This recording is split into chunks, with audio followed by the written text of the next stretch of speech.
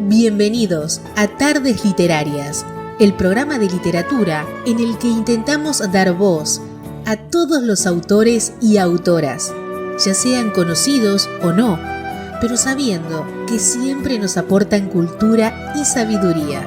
Un programa para Radio Sapiens, www.radiosapiens.es, todos los domingos a las 7 de la tarde, con Lute Pérez y Vanessa Di Giacomo.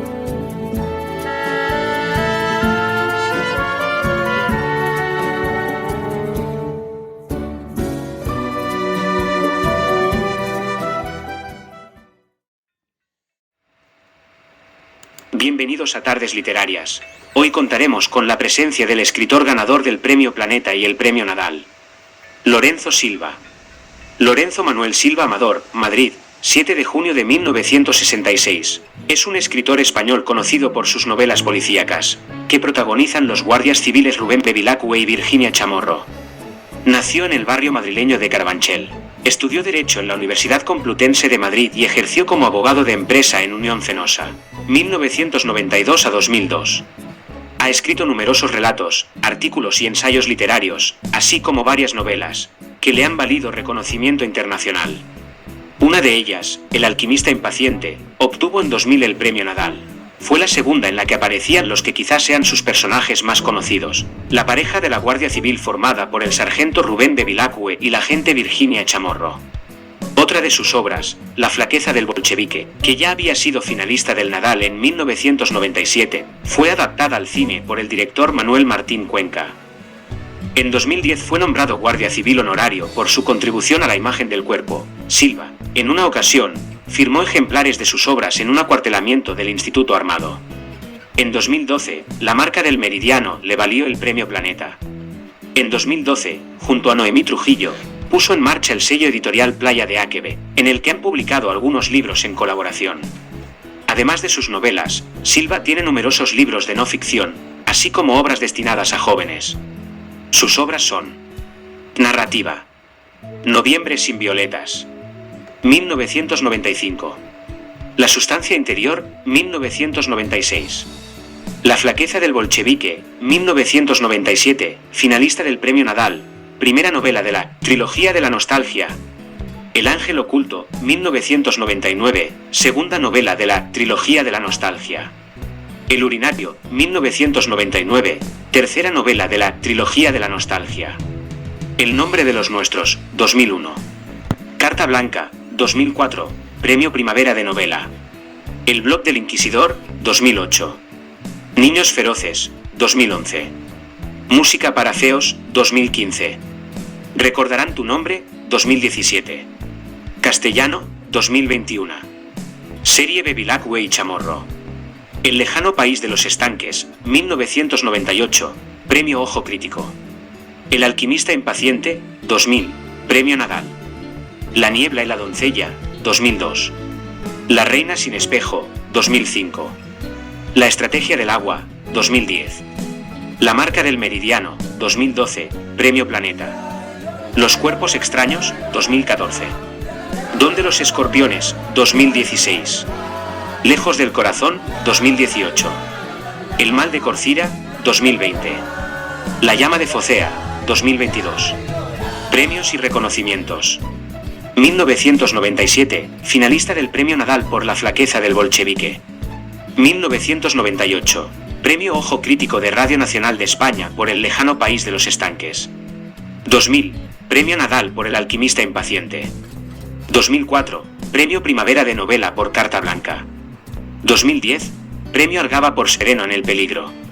La aventura histórica de la Guardia Civil. 2010, Guardia Civil honorario por su contribución a la imagen del cuerpo. 2012, Premio Planeta por la marca del Meridiano. 2017, Gran Cruz de la Orden del 2 de Mayo. 2017, Premio Cedro por su compromiso en la defensa de los derechos de autor. 2021, Premio de las Letras del Ateneo de Valencia, por su trayectoria literaria. El lejano país de los estanques. 3 días después de la desaparición, el subteniente Bevilacqua y la sargento Chamorro reciben el encargo de tratar de esclarecer lo ocurrido. El lejano país de los estanques. El primer caso de la ya famosa pareja Bevilacqua y la agente Chamorro, encarnada en esta ocasión por Fernando Coronado e Isabel Torrevejano. Esta adaptación cuenta con un gran reparto de actores y actrices, y con una producción y un diseño de sonido que, respetando al máximo la esencia de la obra, traslada la historia al universo sonoro actual. El cuerpo desnudo de una joven austriaca pende atado de las manos en un chalet mallorquín. Ni los signos de violencia, ni la pestilencia de una muerte estival ocultan su inquietante belleza.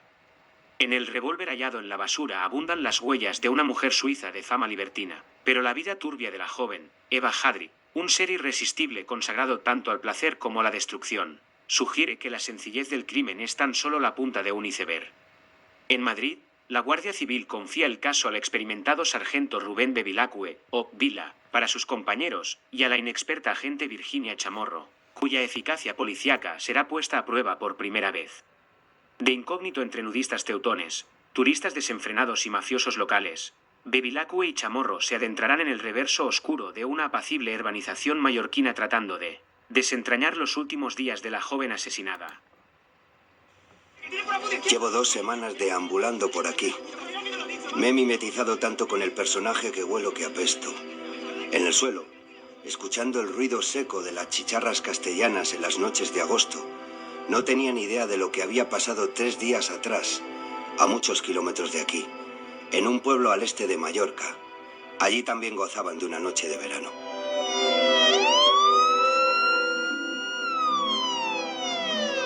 El brigada Perelló y sus subordinados Atrústegui llegaron a una zona de chalets pudientes.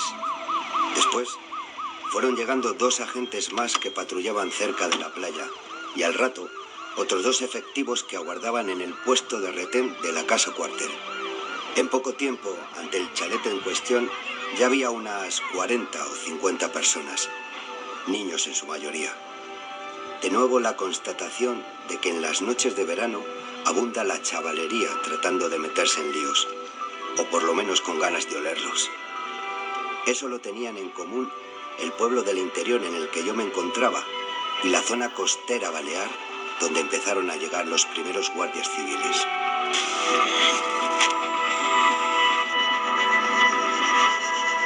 Episodio 1. Una mujer suspendida.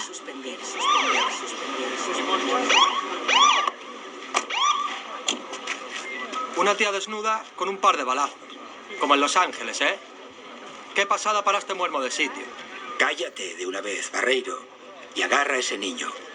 A ver si te enteras de que esto verde que llevas es un uniforme. Ven aquí, chaval. Esto ya se acabó. Déjame ver. El cadáver está en el salón, mi brigada. ¿Has visto a Barreiro? Mejor no se habría ido que ese se hubiera hecho narcotraficante, como sus paisanos. Al menos podría dispararle. El cadáver lo tiene delante. La mujer estaba colgada por las muñecas, completamente desnuda. Habían pasado la cuerda por encima de uno de los travesaños que servían de decoración, falsamente rústica, al salón del chalet. Y habían debido izar el cuerpo antes de atar el cabo de la cuerda al pomo de una de las puertas. La punta de los pies estaba a unos 40 centímetros del suelo. Tenía un tiro en el cuello y otro en el cráneo, un poco por encima de la sien izquierda. No eran disparos a bocajarro, no había excesiva sangre. A simple vista, no hubo más violencia, aunque la piel de las muñecas estaba ligeramente desgarrada. El cuerpo había adquirido un tono amarillento. Sin embargo, aún mantenía la tersura necesaria para que el brigada de la Guardia Civil Perelló observara el atractivo físico de la joven. Vaya par de peras, ¿no? Si usted lo dice... Te pones exquisito. No, mi brigada. Pero reconozca que la chica no está en su mejor momento. Y que el olor... Yo también vuelo esto, y no te digo que me guste. Pero la chica tiene una delantera increíble, y hace apenas unas horas estaba acampando a sus anchas por la playa, tostándose sin bikini. No admiro lo que hay, sino lo que fue. Está muerta. De nada le sirve eso. Vaya Vasco. No sé cómo te admitieron en el cuerpo, Setrústegui. A todas luces te falta visión para este trabajo. No ves más allá de tus narices. Creo que tengo suficiente imaginación, mi brigada. En Amurrio, fui el único al que le dio por hacerse chacurra. Hay que tener bastante visión para imaginarse uno mismo vestido de guardia civil en un entorno euskaldun. La Guardia Civil lleva 168 años investigando crímenes en España y además han sido buenos investigadores criminales desde el principio, pero se le había negado por parte de la literatura española el estatus de héroe literario, ¿no? Cosa que no sucede en ningún otro país con sus investigadores. Y para mí, naturalmente, no es que sean personajes de novela negra por derecho propio, es que ante la duda, y si tengo que elegir, creo que el primer personaje que protagonizar una novela negra en España es un guardia civil. El meridiano alude en primer término al meridiano de Greenwich, que está entre Madrid y Barcelona, ¿no? Y me pareció una metáfora curiosa, ¿no? Que dos ciudades que para mí son tan importantes las dos y que tienen tantos aspectos complementarios y diversos, pues estuvieran separadas por esa línea. Eso me sirve a mí para hacer una metáfora de la contraposición entre la vida presente de Bevilacqua, que está en Madrid, la vida pasada, que la tiene en Barcelona, y también un poco de la relación entre esas dos ciudades, de la relación dentro del país, dentro de España, ¿no? Esas rayas que a veces, siendo imaginarias, tendemos entre nosotros, pero que acaban teniendo a lo mejor más efecto del que deberían. Yo lo que he hecho ha sido expresar un sentimiento personal, nada más, al que creo que tengo derecho y no pretendo que me representen más que a mí mismo, ¿no? Pero que también me gustaría que sirviera para reflexionar, ¿no? Yo no me puedo poner en Madrid y emplazar 8 cañones para que bombardeen Barcelona ni viceversa. Yo tengo casa en los dos lados, bombardearía mi casa en un caso o en el otro y bombardearía a mi gente en un caso o en el otro, porque mi gente está en Barcelona y mi gente está en Madrid también. Entonces, bueno, solo intento poner esa percepción de alguien que no vive en las trincheras, sino que vive yendo de una a otra, por ver si contribuye a que nos disparemos menos, ¿no? Desde las dos. La acción de la novela empieza el cadáver, de hecho es el detonante de la historia, aparece el mismo día que ETA anuncia que deja las armas y el mismo día que linchan a Gaddafi en Sirte. Cuando se identifica ese cadáver resulta ser una persona a la que Bevilacqua conoce bien, porque es un guardia civil jubilado con el que él trabajó y que le enseñó buena parte del oficio. En mi novela hay unos cuantos policías corruptos. No quiero decir que la policía esté corrompida, porque además creo que no es verdad. Creo que tiene un grado de corrupción bastante razonable en España. Hay países donde sí que está muy corrompida la policía. Yo conozco esos países, o sea que la policía española tiene unos estándares de honestidad bastante altos, pero hay policías corruptos. Y me parecía una figura muy interesante la del policía corrupto, la del servidor de la ley, la del servidor de los ciudadanos, que utiliza la placa y la pistola que los ciudadanos le han dado, no para protegerlos, sino para ponerse al servicio de los delincuentes y convertirse en el peor de los enemigos de los ciudadanos. Parece un personaje tan extremo que realmente me parecía interesante indagarlo. Vuelven Bevilacqua y Chamorro, una investigación en estrecho. Ciberdelincuencia, lejos de la ley, lejos del corazón. En este vuelo solo hay una cosa peor que ser madero, o ser picoleto, ser un chivato.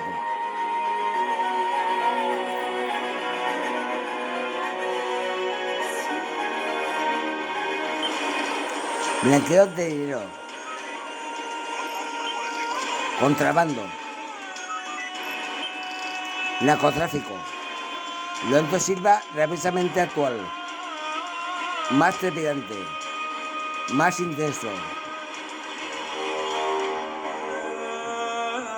Lejos del corazón, Lorenzo Silva, de Bevilacqua y Chamorro se enfrentan a los narcos del estrecho.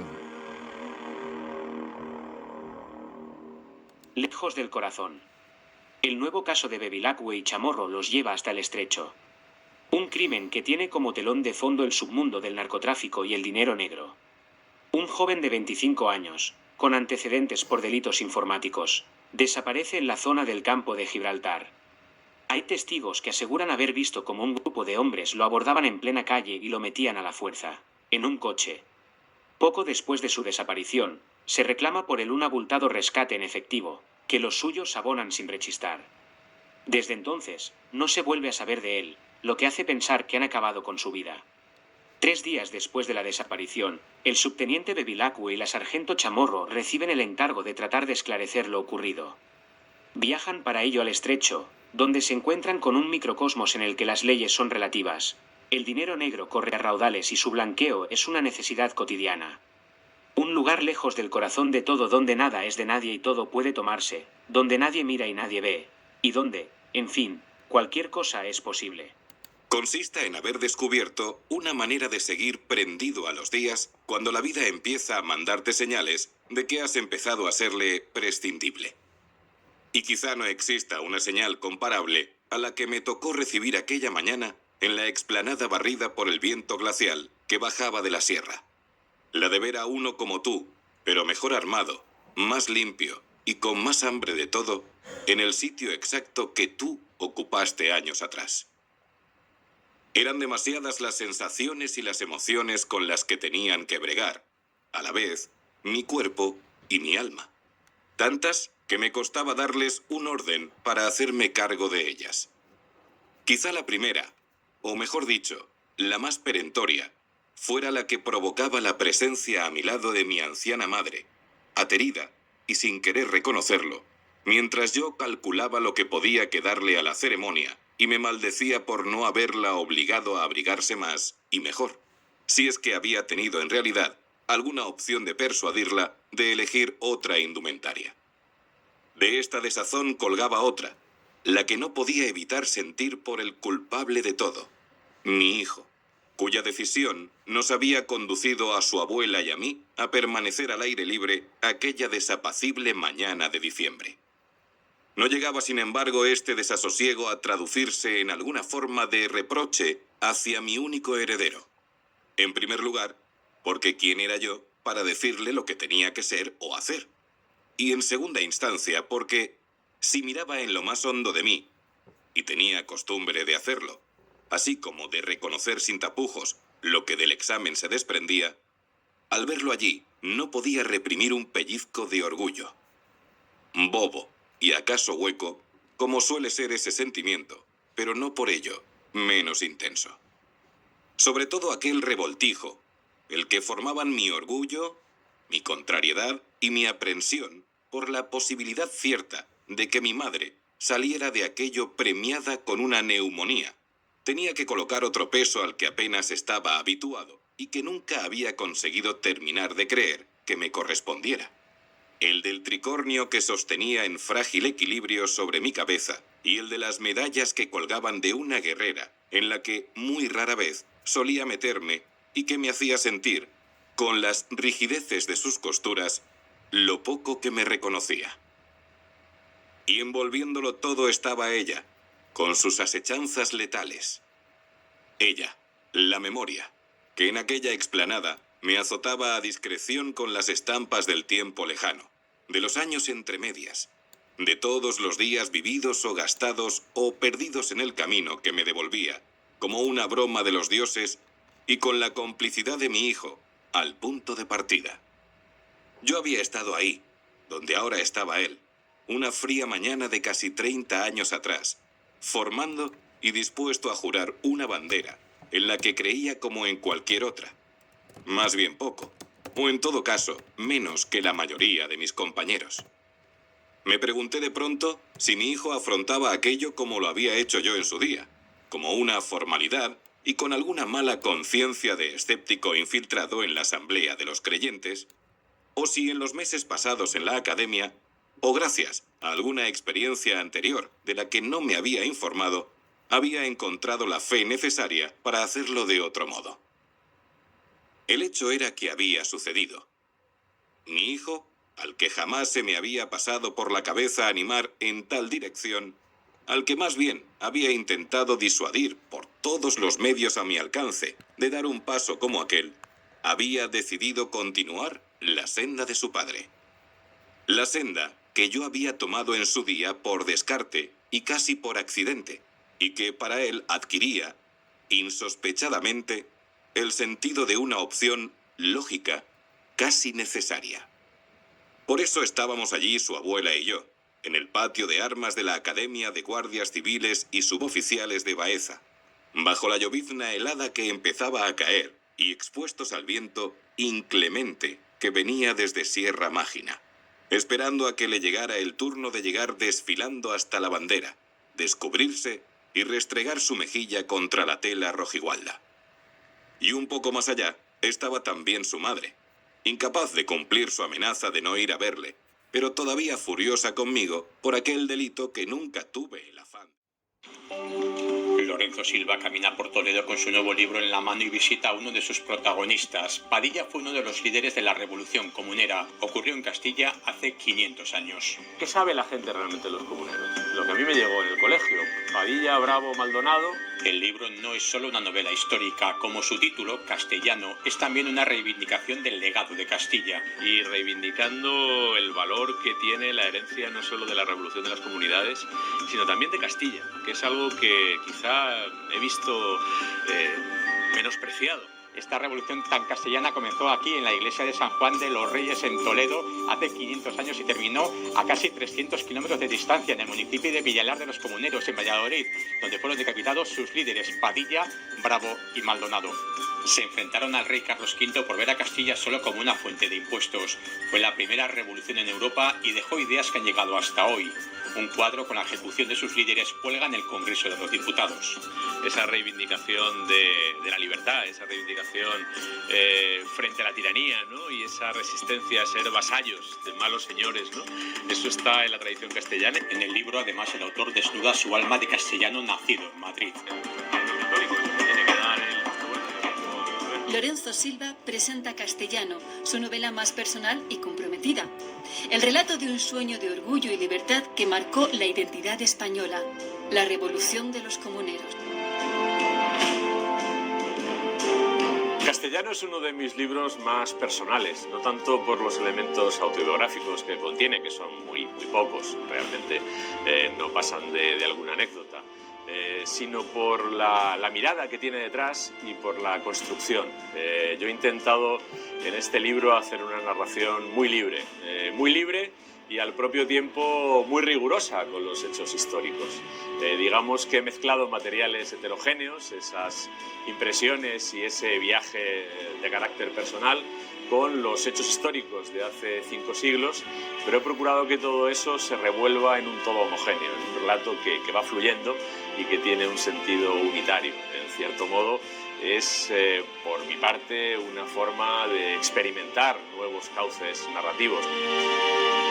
La primera idea de este libro me vino hace bastantes años, cuando todavía vivía en Cataluña, y fue una especie de revelación que cuento en el libro, ¿no? Mi descubrimiento de una conexión emocional con la historia de los comuneros que yo conocía por encima, pero no había percibido de esa manera emocional y de esa manera personal. Eso pasó hace cerca de 10 años y en este tiempo yo he estado trabajando sobre la idea de hacer un libro, y de hacer un libro que restituyera esa historia en todo lo que descubrí que la gente que me rodeaba no conocía. La gente tenía una noción muy superficial de lo que fue la revuelta comunera, de lo que significó Villalar. Me di cuenta de que había muchos personajes y muchos aspectos muy relevantes de esta historia que el lector general no conocía, y me pareció que aquí había una historia que se podía compartir con el lector español. El narrador es una manera de construir una mirada sobre el carácter castellano, sobre lo que perdura del carácter castellano, sobre lo que perdura de él en Castilla, sobre lo que perdura de él en las personas que se sienten castellanos, y también sobre lo que perdura de él en todos los españoles, porque al final esa herencia de Castilla es uno de los materiales con los que se construyó el espíritu español, y de hecho, lo más importante, el idioma que produjo Castilla, el castellano, se convirtió en el idioma de los españoles, que es el español, y en el idioma de otras muchas naciones y de personas que viven muy lejos de Castilla. La verdad es que esta historia admitía muchos títulos.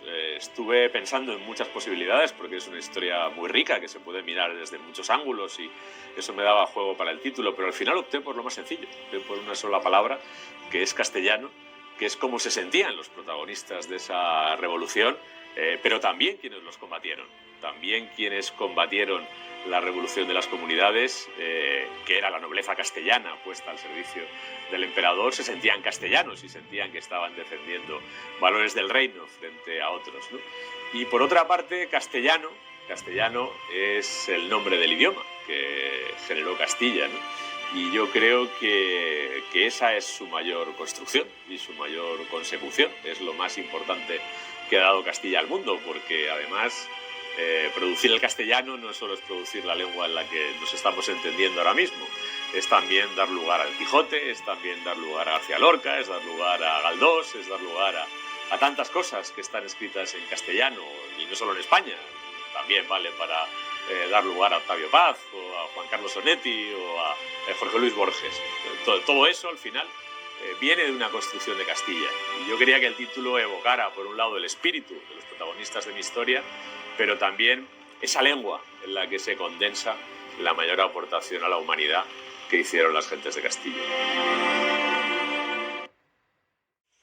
Una joven aparece asesinada en el Camino de Santiago. Su padre era un empresario y político catalán muy ligado al independentismo. Hasta allí se desplazan 2 agentes de la Guardia Civil para investigar el caso. Son Bevilacqua y Chamorro. Es La llama de Focea, la nueva novela de Lorenzo Silva sobre los agentes más famosos de la literatura española. Y con él viajamos a un lugar clave, esta escultura que homenajea a las peregrinas y que les recordará a tantas víctimas que investigan que nunca llegarán a conocer. Va a ser pues ese misterio que desentrañan después de su muerte y que tienen que comprender quién era para poder resolver el caso, ¿no? Es la primera vez que Lorenzo Silva sitúa a Bevilacqua y a Chamorro en Galicia, tierra que adora, pero que tuvo que esperar para encontrar el argumento. El camino le dio la excusa, para desgracia de los agentes. Investigas mejor en un entorno estático, donde la gente no se mueve, que en un lugar donde tus testigos pues a lo mejor están ya a 60 kilómetros. Con esta novela ya van 13 y Bevilacqua parece que todavía no se jubila.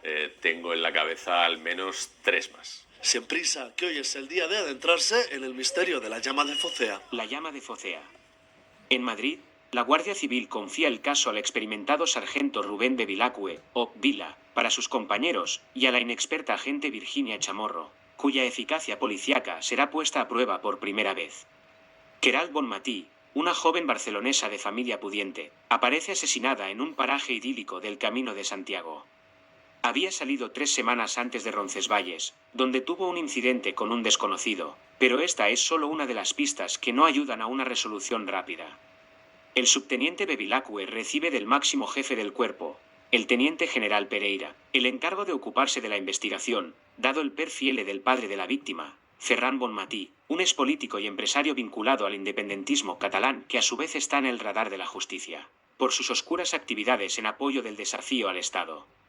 El caso llevará a Bevilacqua desde Lugo hasta Barcelona, la ciudad a la que llegó en los días del sueño olímpico, donde vivió acontecimientos que removerán su corazón y su memoria y que en el otoño de 2019 verá incendiarse con la llama de una rabia que viene de lejos. Una llama a la que no era ajena la víctima, una veinteañera díscola que, tras revolverse contra los Así suyos, que tú sí lo estás hacía el haciendo. camino para Respóndeme. ¿Y si no quiero? Entenderé que sí y tomaré medidas. Por ejemplo, ir al puesto de la Guardia Civil más próximo. El hombre se echó hacia atrás en la silla. A decirles que se interesó. Que te he llevado toda la subida del puerto detrás, mirándome con no sé qué intenciones, cuando es evidente que podrías haberme rebasado y que has tenido que bajar el ritmo para no adelantarme. No me gusta correr y no tengo prisa. Vas muy desobrado tú, opinó la chica alzando la voz. No hace falta que me grites, oigo bien. Grito porque me da la gana y porque quiero que toda esta gente se quede con tu careto. A ver si te atreves a seguirme ahora. A esas alturas del lance, las 7 personas que estaban presentes, comenzando por la joven camarera, seguían la conversación que solo un sordo o alguien con mucha disciplina habría podido ignorar. Yo no te estoy siguiendo, dijo él con aire incómodo. Lo has hecho durante un buen rato. ¿Quién me dice que no lo vas a volver a hacer? He venido para estar sola, no para llevar un moscón. La mirada de los circunstantes, entre los que había una vecina de la zona y 5 peregrinos, una pareja madura, 2 veinteañeros y otra chica de la misma edad que estos, empezó a pesarle al hombre más de lo que su temple le permitía sobrellevar sin apuro. Decidió vaciar la taza de un solo trago y ponerse en pie para abandonar el local. ¿Ahora vas a salir corriendo?, le preguntó ella. Voy a pagar y a salir tranquilamente, si me permites. No quiero volver a verte. Pues no mires si nos cruzamos otra vez, déjame pasar. La joven peregrina, que acababa de interponerse en el camino del hombre hacia la puerta, no mostró la menor intención de apartarse. Quiero asegurarme de que lo has pillado. Aparta, por favor. No. En ese momento el hombre resopló y miró al suelo. Si me obligas a apartarte, lo haré. Vamos a ver si te atreves. Ahí fue donde la camarera, que hasta entonces se había mantenido indecisa, se sintió obligada a intervenir. Se dirigió a la chica. Por favor, vamos a evitar más problemas. Deja que se vaya. Queralt le dedicó una sonrisa temeraria. Puede irse. No tiene más que mover la mesa. El hombre sopesó si debía dejarse humillar de aquella forma. Es lo que habría elegido la mayoría de los varones en una situación similar. Por alguna razón, le costó dejarse doblegar por aquella criatura. Alzó la mano y la colocó suavemente en el hombro de la muchacha. «Que me dejes salir». Entonces, uno de los peregrinos, un joven de 20 y pocos años y complexión robusta, sintió el impulso de acercarse. Era algo más alto que el hombre, pero no parecía contar con su misma determinación. Estás escuchando Radio Sapiens. Ahora, como en cada programa, nuestra compañera Vanessa Giacomo le ha hecho una entrevista a la autora para que nos hable de su trabajo. Lorenzo Silva, Madrid, 1966. Es uno de los grandes referentes de la literatura contemporánea y sus novelas policíacas e históricas suman más de 2 millones de lectores. Ha escrito, entre otras, La flaqueza del Belchevique, finalistas del Premio Nadal 1997, Carta Blanca, Premio Primavera 2004, Recordarán tu nombre o Castellano. Es autor del libro de viajes del Rif, Al-Jebala, Premio Algaba de ensayo. Suya es también la exitosa serie protagonizada por los investigadores Bevilacqua y Chamorro, de la que El mal de Corcira es la última entrega tras El alquimista impaciente, Premio Nadal 2000 y la marca del Meridiano Premio Planeta 2012, entre otras. Junto con Noemí Trujillo, firma una serie policíaca que consta ya de 2 entregas. Sí, es una mujer, 2019, y La forja de una rebelde, 2022. Hola Lorenzo, es un placer tenerte con nosotros. Estamos a las puertas de casi las bodas de plata de la pareja protagonizada por el subteniente Bevilacqua y la sargento Chamorro. 3 entregas de esta serie. Ha llovido mucho desde la primera entrega, El lejano país de los estanques, 1998, Premio Ojo Crítico. Pues no solo han llovido 20 y tantos años, 5 en marzo, sino que también han cambiado mucho las cosas. Han cambiado mucho las cosas en lo que tiene que ver con la investigación criminal, que es el oficio de mis personajes, y en lo que tiene que ver con el país, con la sociedad en la que trabajan. También ha cambiado la delincuencia y también ha cambiado la dinámica, la casuística, las razones de la delincuencia, ¿no? Entonces digamos que aunque los personajes son los mismos, mayores, claro, porque el tiempo ha ido pasando, pero digamos que su carácter ya estaba, ¿no? El carácter de él, el carácter de ella y sobre todo la manera de ensamblarse ambos, ¿no? En qué medida estos 2 personajes que tienen elementos distintos y en algún caso opuestos acaban funcionando armónicamente. Eso ya está en la primera novela y se ha mantenido durante la serie con las evoluciones que son más o menos lógicas. Pero, por ejemplo, pues eso, la investigación criminal es completamente diferente. Que de ahora El lejano país de los estanques se encontrará con una investigación prácticamente rupestre, donde no hay o hay muy pocas herramientas tripológicas, por ejemplo, ¿no? Donde todo se fía mucho a una investigación muy artesanal. Hablando de La llama de Fócea, en esta novela vuelves a situar la trama en 2 épocas totalmente diferentes. Una la actual, con el Camino de Santiago, Galicia y el Proces de Cataluña en el desarrollo, y otra la época, los primeros años de Guardia Civil del protagonista en su época destinado a Barcelona en las Olimpiadas. Sí, es un poco la misma estructura que ya está en la novela anterior, ¿no? 2 tramas paralelas, una en el presente, otra 30 años atrás, en números redondos, ¿no? y en cierto modo me permite entrar en un diálogo entre el hombre y el investigador maduro, que es ahora Bevilacqua, y el joven y el investigador novato, que algún día fue, ¿no? De hecho, en esta novela se habla de sus comienzos como investigador criminal, ¿no? Como agente de policía judicial, ¿no? Digamos que es una labor distinta de la lucha antiterrorista, que es lo que se cuenta en la novela anterior, ¿no? Y ese diálogo a mí, bueno, pues me sirve para darle una dimensión. Vemos que afrontas también la diferencia entre generaciones en la novela, los enfrentamientos por diferentes factores entre padres e hijos. Sí, me gustó mucho la metáfora de la llama. Este título me costó poco encontrarlo, la verdad, porque es una metáfora que tiene varios significados, pero sobre todo tiene dos que están bastante relacionados, ¿no? Quizá un sentido, sobre todo si hablamos de la Barcelona Olímpica, ¿no? A la que retrocede Bevilacqua en sus recuerdos, pues en las Olimpiadas hay una antorcha que se trae desde Grecia y con la que se enciende la llama olímpica en el estadio, ¿no? Eso en el fondo es una representación de ese legado, ¿no? En el fondo las Olimpiadas modernas recogen el legado de las Olimpiadas de la antigüedad. Igual que en las ciudades griegas, las ciudades que fundaban los griegos traían la llama, el fuego de la polis fundadora a la colonia para encender en el espacio público de la colonia la llama que representaba el espíritu de la polis, de la ciudad que fundaba esa colonia, ¿no? Bueno, pues esa imagen parece muy sugestiva y además nos sugiere una idea de armonía, de continuidad, pero también en ese relevo hay conflicto. En ese relevo no siempre los traspasos son pacíficos, ¿no? Recibimos un legado de nuestros mayores que en parte aceptamos y en parte no. Y transmitimos a nuestros descendientes un legado en el que por una parte está nuestra revuelta contra nuestros mayores, pero también está lo que hemos recibido de nuestros, ¿no? Digamos que no podemos evitar ninguna de las dos cosas.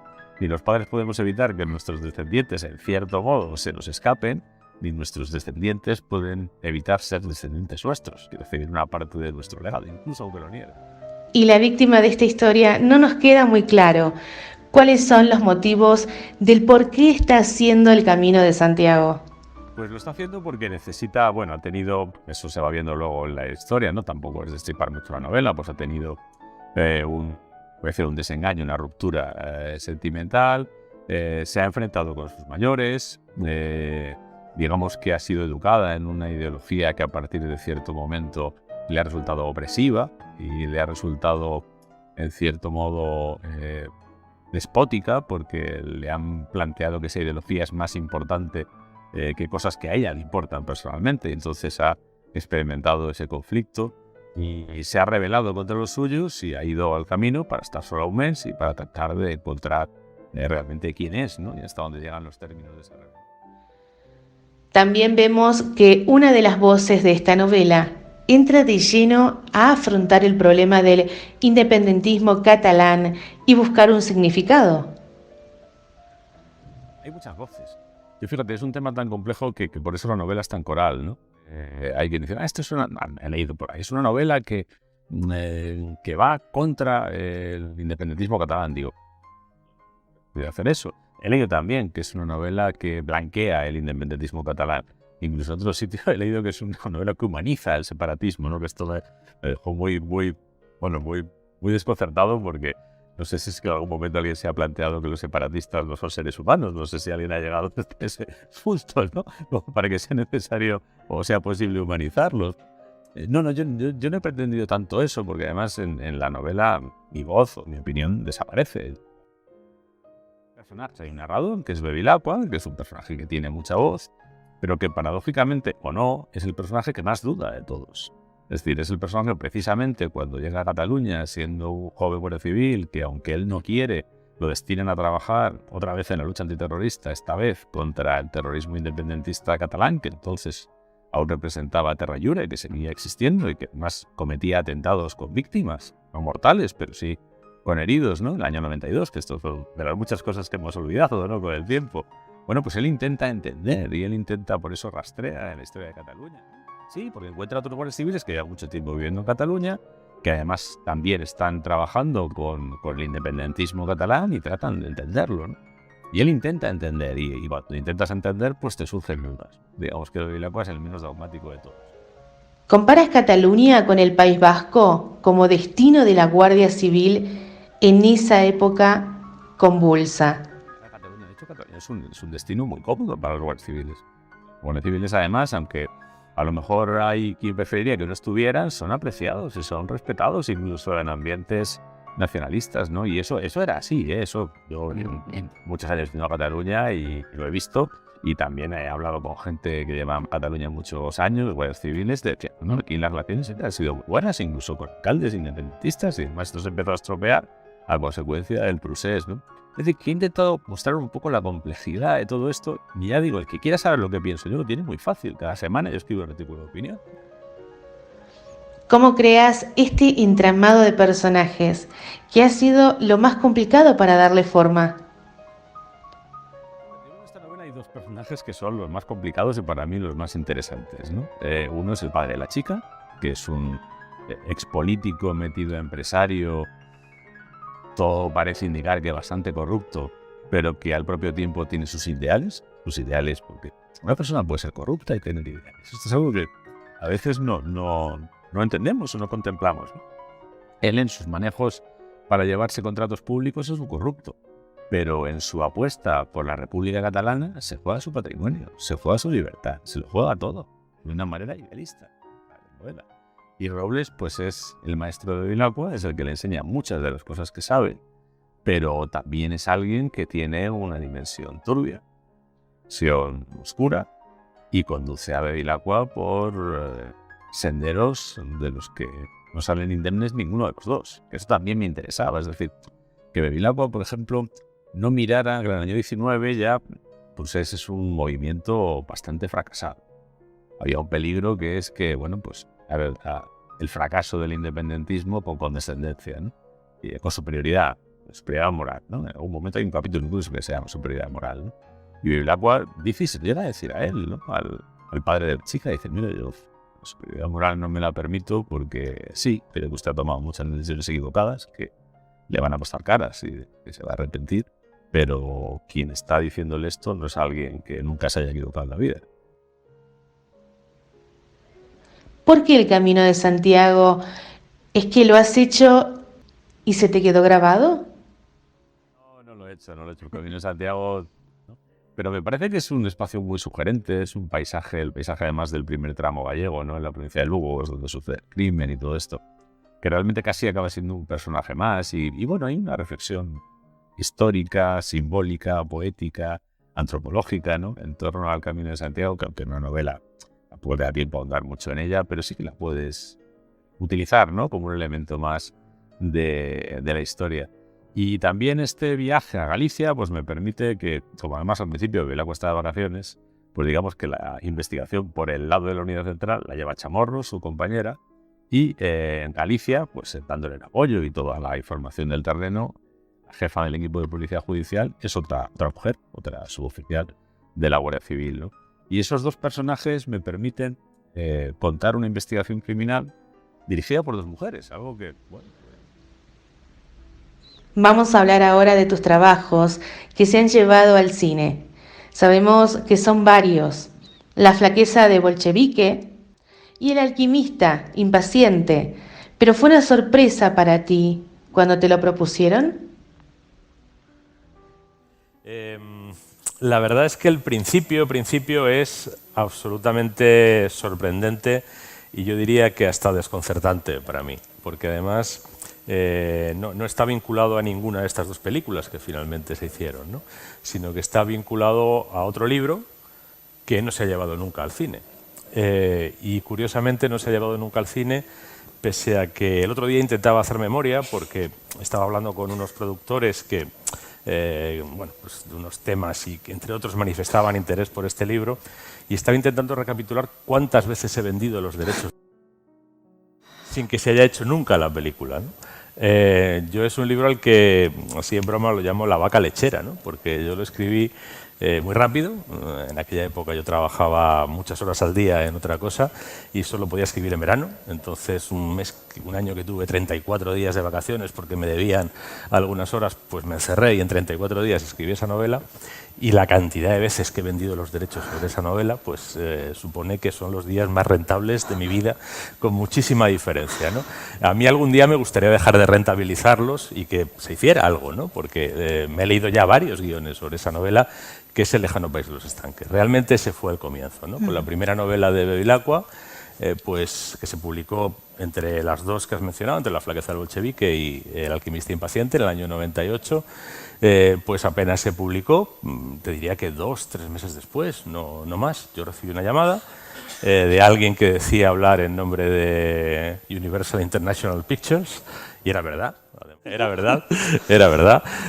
Me ofreció comprarme los derechos de la novela, me los pagó muy bien, como ya no se pagan los derechos de los libros ni siquiera ahora.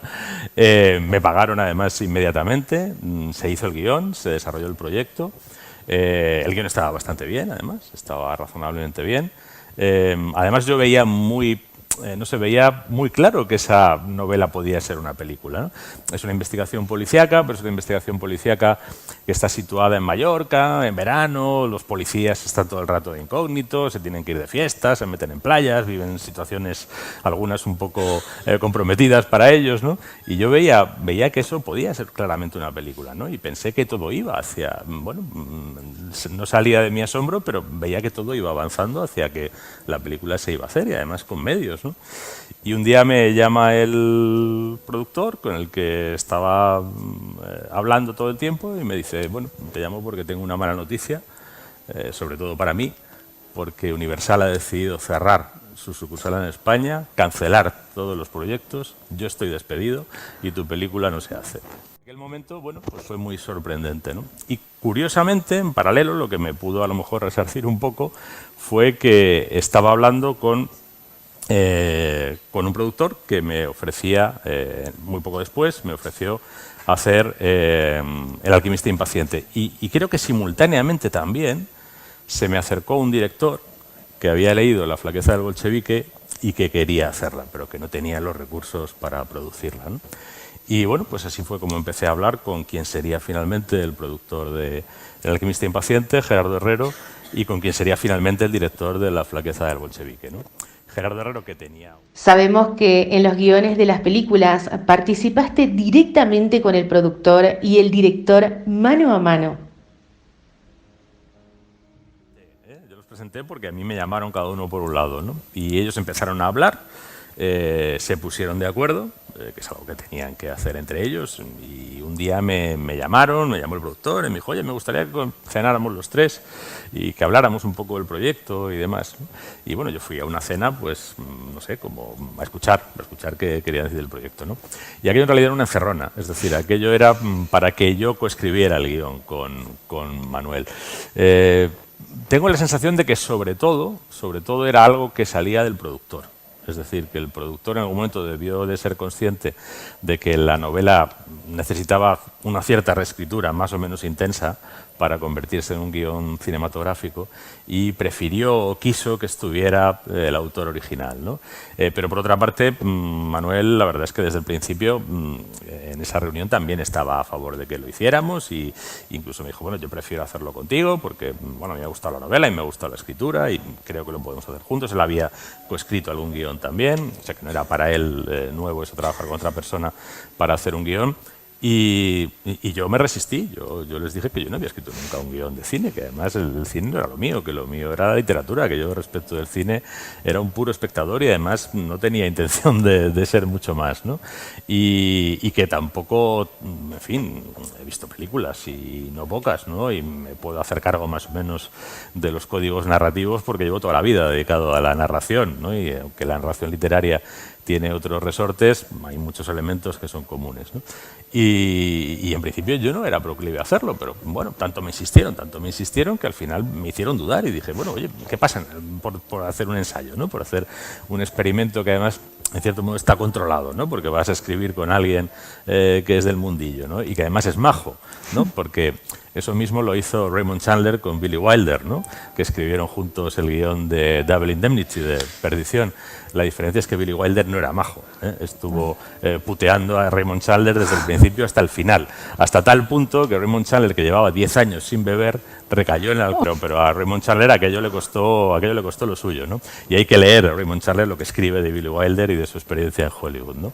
Pero bueno, con Manuel no es el caso, es un tío majísimo y yo veía que aquello no tenía esos peligros, ¿no? Entonces me metí a hacer el experimento, ¿no? Y la verdad es que fue un buen experimento, porque si hubiera sido un libro cuya traslación a la pantalla fuera más sencilla, seguramente yo habría aprendido menos y habría podido también aportar menos, ¿no?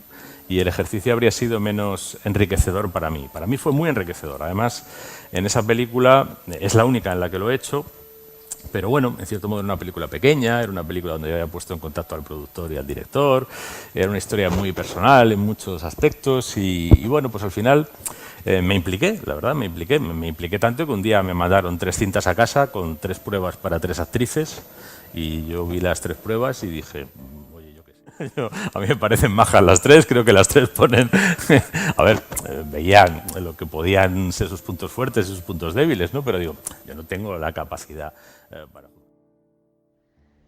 ¿Y te has planteado en alguna ocasión hacer directamente tú un guión sin tener que adaptar ninguna novela? Sí que lo he pensado. De hecho, pues vamos a ver. Escribí un guión con un director que no se rodó nunca. Era un proyecto muy del director. A mí me llamó para que participara, no me pareció mal.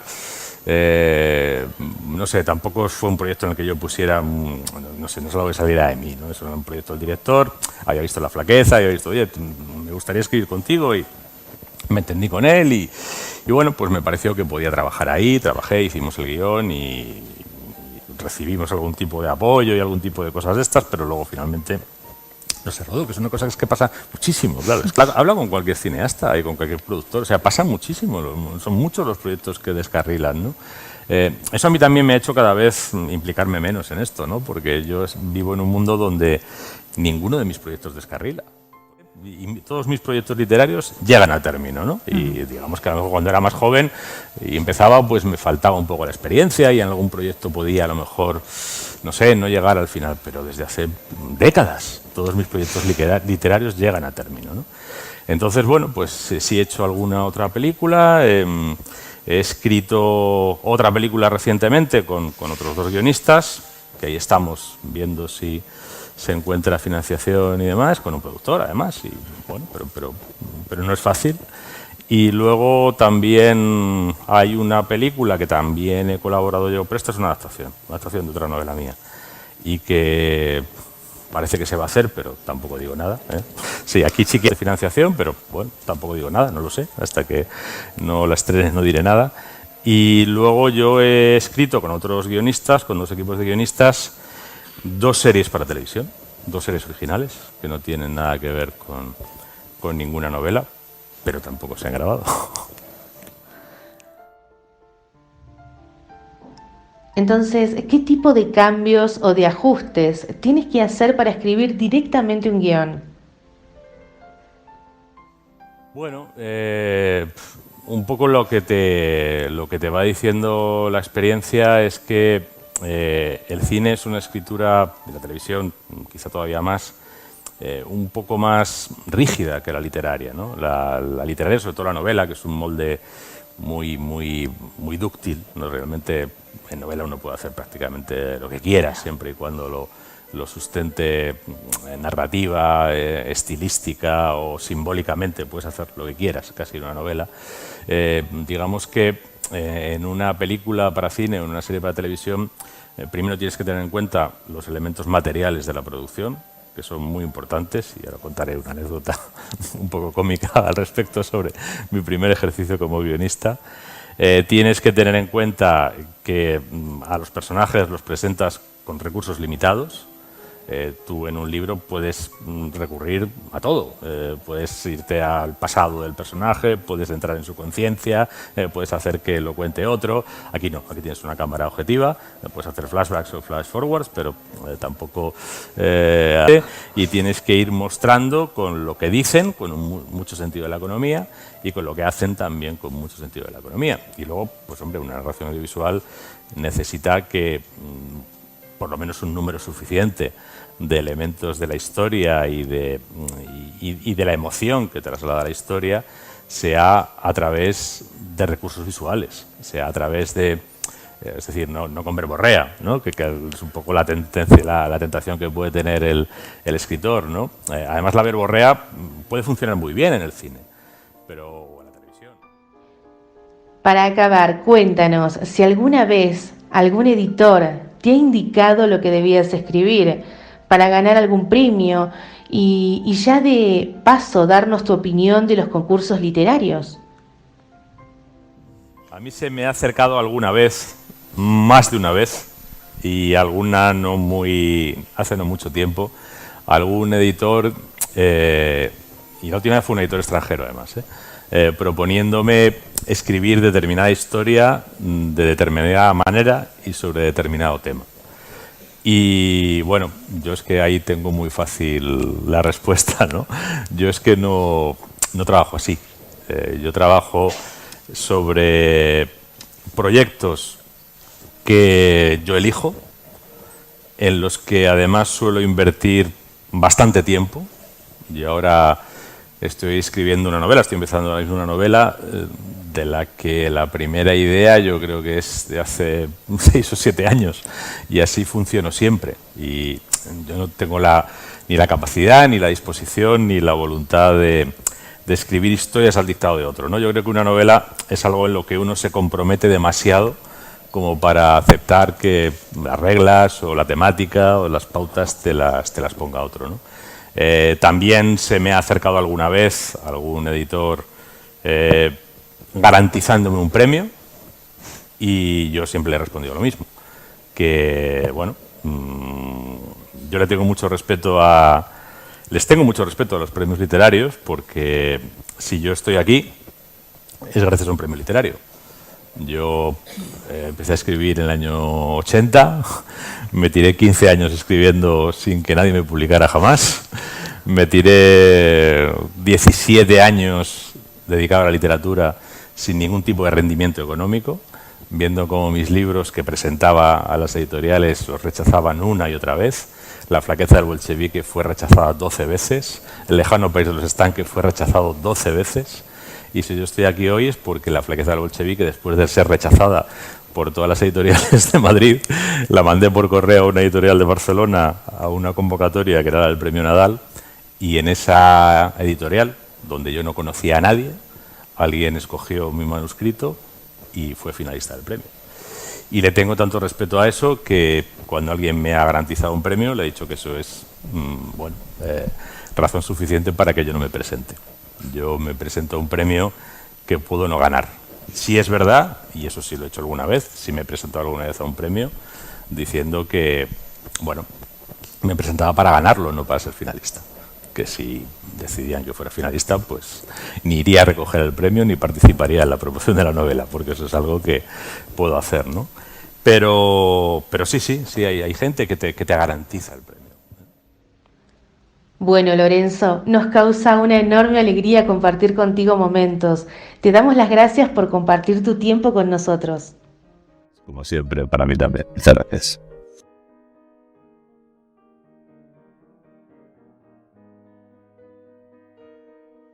Así llegamos al final del programa de hoy. Hemos llegado al final y quiero agradecer infinitamente a Dani Miralles que compusiera este precioso tema para mi programa Tardes Literarias. Es siempre un placer poder contar con él. Nos despedimos de todos nuestros oyentes hasta la semana que viene, que volveremos con un nuevo autor o autora e intentaremos hacerles llegar a todos el poder de la lectura. Hasta la semana que viene.